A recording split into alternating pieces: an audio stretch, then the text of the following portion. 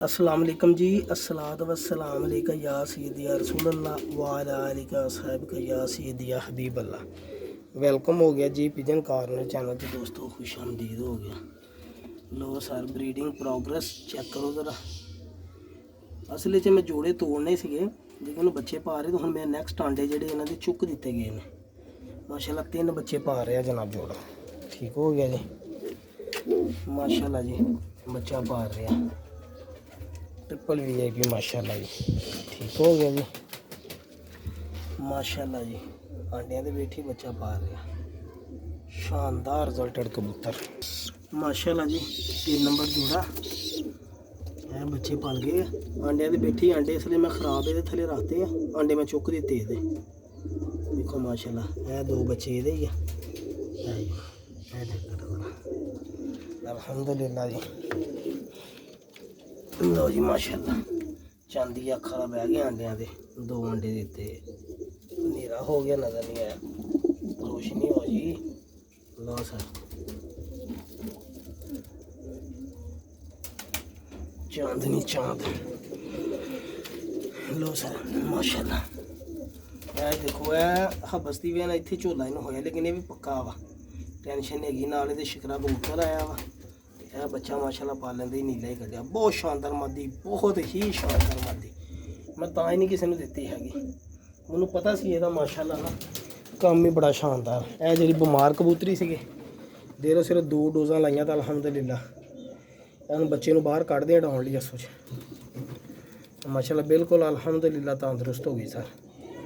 ठीक है जी, ये थले आंडे सी वो आप चुक दिते है, तो तुसीं देख ही लिया सेम बच्चे। इन्हें भी माशाल्लाह बच्चे कढ़े है जी। जौं सिर आप मोजा कबूतर आ भाजी, बड़ा रिजल्ट है इस कबूतर के बच्चों का माशाल्लाह। तो यह 2 बच्चे देखो सेम, यह भी माशाल्लाह दे झोले हुणे भी अज जोड़े तोड़ देने। ਇਹਦਾ ਬੱਚਾ ਅੱਜ ਹੀ ਬਾਹਰ ਕੱਢ ਕੇ ਇੱਕ ਬਾਹਰ ਛੱਡਿਆ ਵਾ। ਤੇ ਇਹ 40 ਨੰਬਰ ਮਾਦੀ ਹੈ ਮੇਰੀ ਜਨਾਬ ਮਾਸ਼ਾਅੱਲਾ। ਬਹੁਤ ਅੱਛੀ ਰਿਜ਼ਲਟ ਦਿੱਤਾ ਸੀ ਇਹਨੇ। 40 ਨੰਬਰ 6-7 ਦੇ ਜੇੜ 'ਚ ਬੈਠੇ। ਇਹਦੇ ਨਾਲ ਆਪਾਂ ਮੋਦਾ ਪੱਠਾ ਘਰ ਦਾ ਲਾਇਆ, ਸਹੀ ਹੈ ਜੀ। ਤੇ ਇਹ ਇਸੇ ਮੋਜ਼ੇ ਪੱਠੇ ਦਾ ਮਾਂ ਪਿਓ ਆ।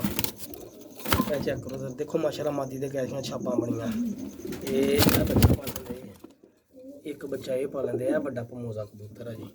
ਇਹ ਦੇਖੋ ਮਾਸ਼ਾਅੱਲਾ ਪਮੋਜ਼ੀ कैसे वाल, बहुत शानदार रिजल्ट इन्हों का माशाल्लाह आया सी। ठीक है जी। तो यह टैडी यह प्योर ये बच्चे ही यह कबूतर है, यह हब्बी मादी है। चेक करो ज़रा वे टैडी दे, वड्डे फिरोजपुरी के बच्चे है। ठीक है जी, मैं कहा चलो दोस्तों थोड़ा जहा गाह कर दिए, इंटरटेन कर दिए। गुड मॉर्निंग वीडियो बाकी इंशाल्लाह कबूतर फिरते को मोड़ बनाने दोस्तों की। एक अच्छे जे प्यारे जे कबूतर दोस्तों लभ के लियाने तो दोस्तों देंगे इंशाल्लाह। किचन कॉर्नर चैनल जरूर सबसक्राइब करियो।